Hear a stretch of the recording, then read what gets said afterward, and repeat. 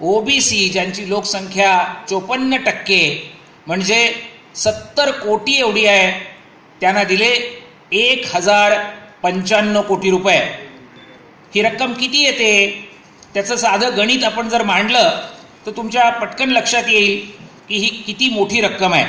बघा, 70 कोटी लोकांमध्ये हे पैसे जर वाटले तर वर्षाला येतात 17 रुपये 54 पैसे. आपण 18 रुपये धरूया, राऊंड फिगर 20 रुपये करूया. मुंबईमध्ये एक वर्षाला 20 रुपये सरकारने तुम्हाला दिले तर तुम्हाला एक चहा पिता येईल, नाही का?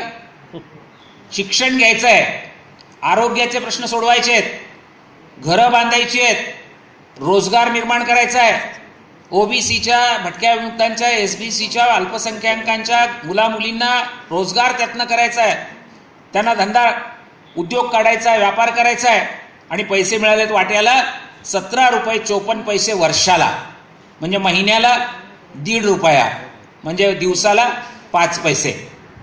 मला सांगा, पंतप्रधान ओबीसीचा आणि तो ओबीसीची अशी चेष्टा करतो. दुसऱ्या देशामध्ये जर असं झालं असतं तर ओबीसी शांत बसले असते? ओबीसीमध्ये काही प्रतिक्रिया आली असती की नाही आली असती? राठोड साहेब, आपलं सगळ्यांचं दुःख हे आहे की ओबीसी समाज आता कुठे जागा व्हायला लागलाय, आता कुठे संघटित व्हायला लागलाय.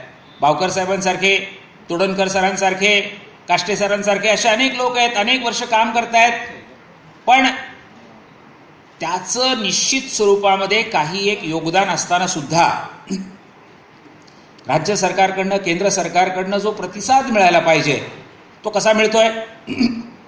आत्ताच मी आपल्याला सांगितलं की 5 पैसे दिवसाला.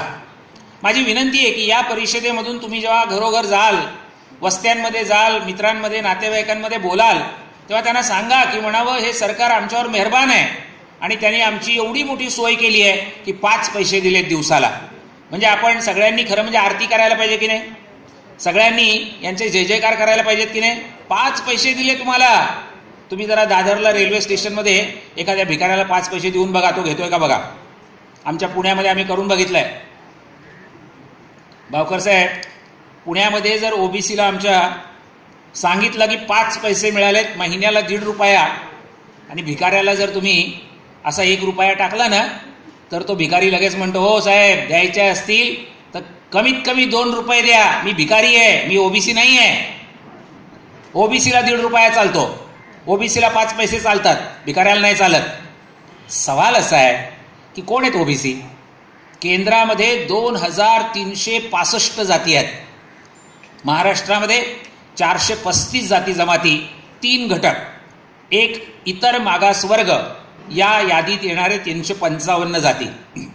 दुसरा भटके विमुक्त, अ ब क ड या प्रवर्गात येणाऱ्या 51 जाती जमाती, आणि तिसरा विशेष मागास प्रवर्ग एसबीसी, त्या गटामध्ये येणाऱ्या 11 जाती जमाती.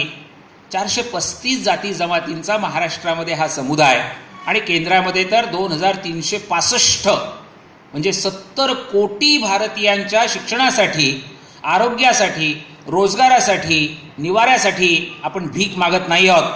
आपण घाम गाळणारे लोक आहोत, कष्ट करणारे लोक आहोत. हातामध्ये जादू आहे, डोक्यामध्ये बुद्धी आहे. मला तुम्हाला विचारायचं आहे, अजिंठा वेरूळ तुम्ही पाहिलं असेल, जगातले लोक येतात अजिंठा वेरूळ बघायला. अतिशय सुंदर लेण्या खोदलेल्या आहेत, अतिशय सुंदर अशा प्रकारचं हजारो वर्षापूर्वीचं ते काम आहे.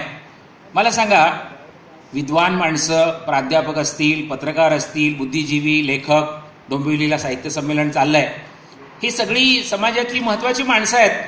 पण मला सांगा, मी प्राध्यापक आहे, हे अजिंठा वेरूळची लेणी खोदण्याचं काम तुम्हाला असं वाटतं की प्राध्यापकांनी, विद्वानांनी, विचारवंतांनी केलं असेल का कारागिरांनी केलं असेल? जरा मोठ्याने ऐकवलं पाहिजे. कारागिरांनी केलं असेल ना?